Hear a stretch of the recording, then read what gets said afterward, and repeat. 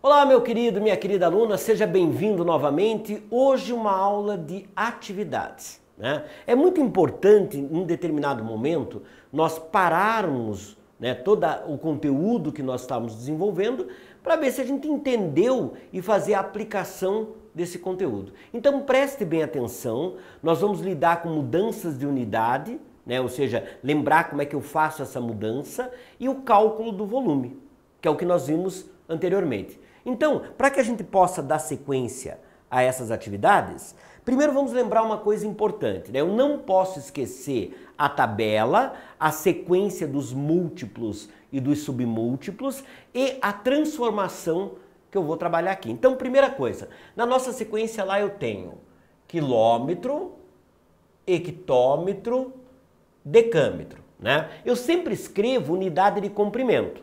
Depois eu acrescento o expoente, né, quadrado para representar a área e cúbico para representar volume.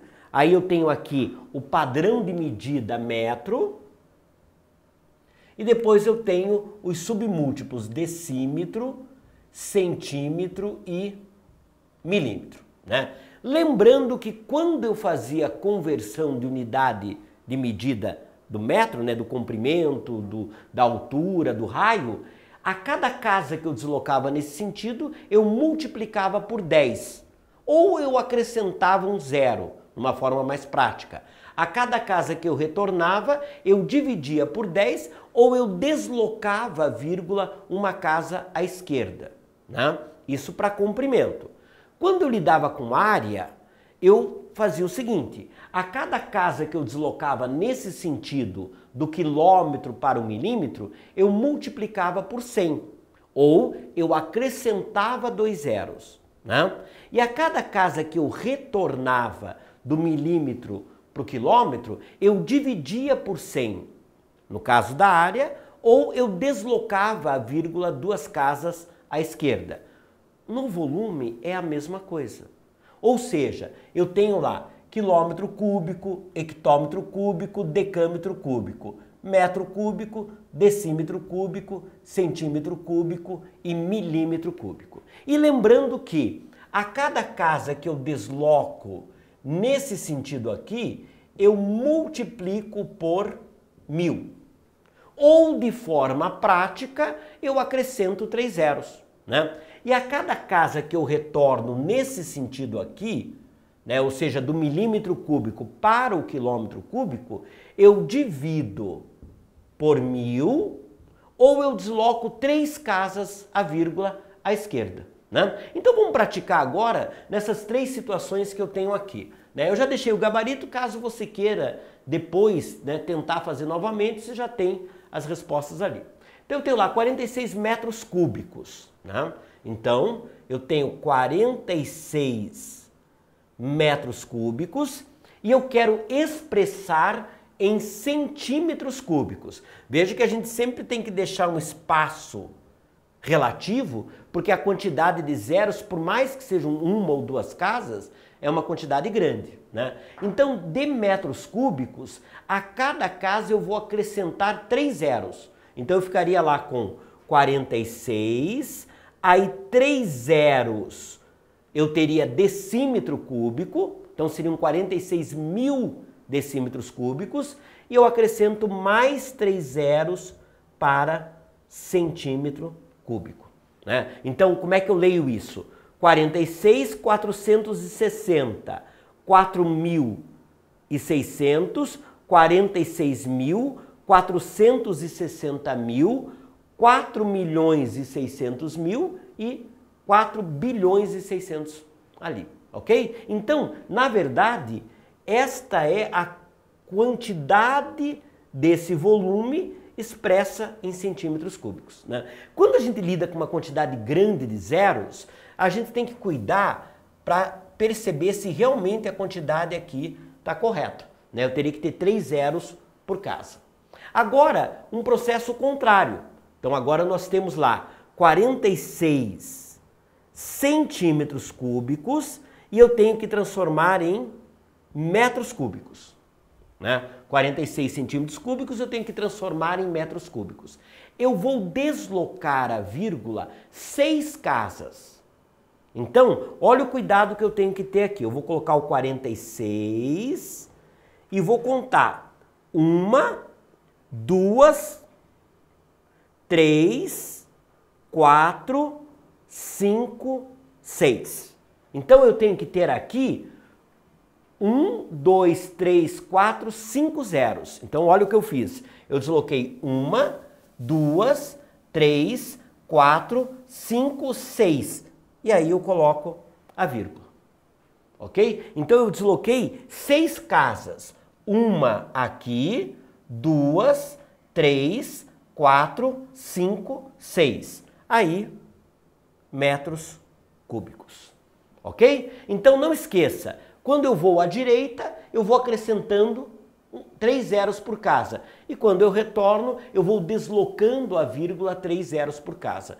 Como nós somos de centímetro para metro cúbico, nós deslocamos 1, 2 casas. 3 zeros por casa. Ok? Ou 3 casas ali sendo deslocadas. E por último, nós temos aqui, né, de hectômetro cúbico para milímetro cúbico. Então, olha que situação interessante. Olha a quantidade de zeros que nós vamos ter aqui. Eu tenho lá, são 7 hectômetros cúbicos e eu quero passar para milímetros cúbicos. Então eu vou ter aqui, para decâmetro, eu coloco 3 zeros, para metro, mais 3 zeros, para decímetro, mais 3 zeros, para centímetro, mais 3 zeros e para milímetro também mais 3 zeros. Então, na verdade, eu vou ter 3, 6, 9, 12, 15 zeros aqui. 3, 6, 9, 12, 15 zeros. Então, tanto que o ideal seria representar isso em potência de 10. Né? Ou seja, 1, 2, 3, 4, 5, 6, 7, 8, 9, 10, 11, 12, 15. 7 vezes 10 elevado a 15 milímetros cúbicos. Né? Porque, obviamente, que a probabilidade de eu esquecer um zero é muito grande quando eu vou fazer a transposição desse resultado, né, passar esse cálculo para um outro, né, papel ou uma outra situação. Né? Ou eu posso esquecer um zero ou acrescentar um zero. Se eu esquecer um zero, fica 10 vezes menor, e se eu acrescentar um zero, vai ficar 10 vezes maior. Então, o ideal é a gente representar em potência de 10. Ficaria mais seguro aí, caso essa informação fosse passada para alguém ou repassada, né, para um outro papel, para uma outra situação. Beleza? Vamos para um próximo aqui? Veja uma coisa, quem já não brincou com o cubo de Rubik? Né? Aquele cubo que você tem que rapidamente montar ali e que todas as faces fiquem com a mesma cor.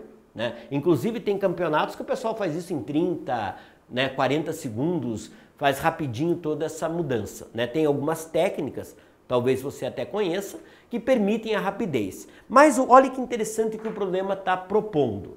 Presta atenção ali. Dá uma lida no enunciado, enquanto eu apago aqui. Ele está propondo o seguinte, nós temos lá, considerando que o cubo de Rubik, conhecido como cubo mágico, tem um volume de 1000 centímetros cúbicos. Né? Então, ele tem um volume, lembre-se que ele é um cubo, e sendo um cubo, ele tem as 3 arestas iguais, né? Tanto que as faces são iguais.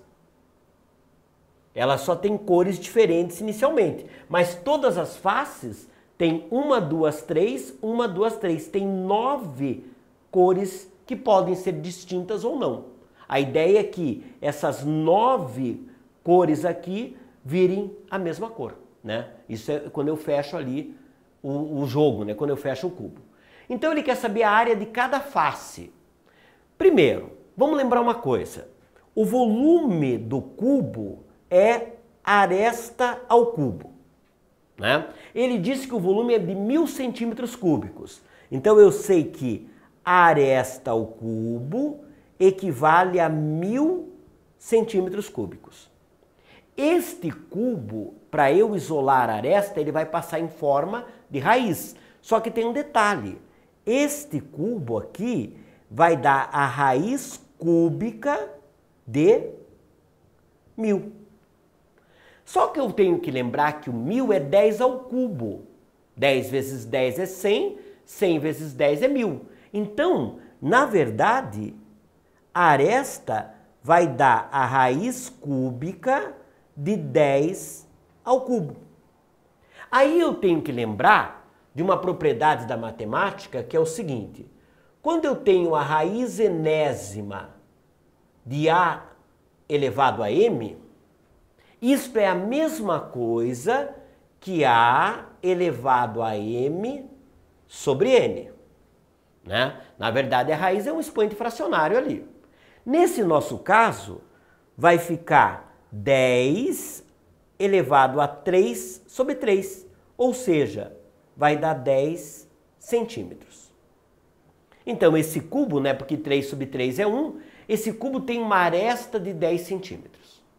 Aí ele pergunta o seguinte na letra A: qual é a área de cada face? Veja, o cubo tem aqui 10 centímetros, 10 centímetros e 10 centímetros.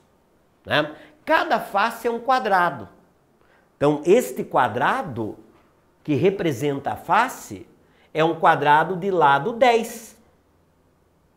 É um quadrado que tem 10 por 10.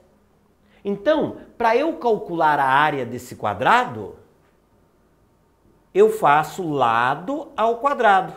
Então, esta área vai ser 10 ao quadrado, essa área vai dar 100 centímetros quadrados. Tá aí. E olha que interessante a letra B. Que fração representa a área de uma face das pequenas peças? Ele está falando dessa daqui, ó. Então, quantas pequenas peças eu tenho ali? Eu tenho, na verdade, 3 vezes 3. Eu tenho 9 pequenas peças. Então, se eu quero saber a área de cada pequena peça, eu vou pegar a área da face, que vale 100, e vou dividir por 9.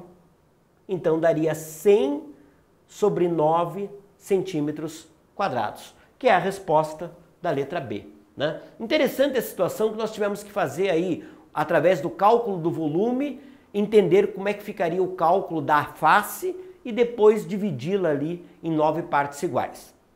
Próxima situação. Olha que interessante, vamos falar de aquário.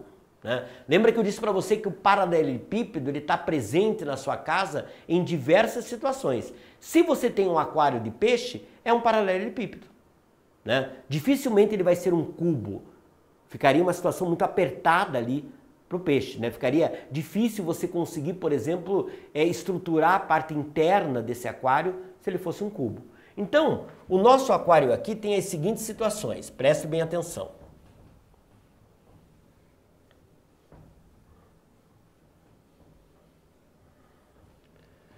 Eu tenho lá, um aquário tem forma de um paralelepípedo retângulo, né? Então ele tem esse formato que a gente conhece. É importante você sempre fazer um esboço do desenho, né? Não precisa ser algo muito... né? Dá para ser feito à mão livre, mas que você represente as dimensões e tome um cuidado com as proporções, para que você possa enxergar, né, o que está acontecendo. Então ele tem o formato de paralelepípedo retângulo com as seguintes medidas: 84 centímetros de comprimento, né? Então aqui 84 centímetros de comprimento, 40 centímetros de largura,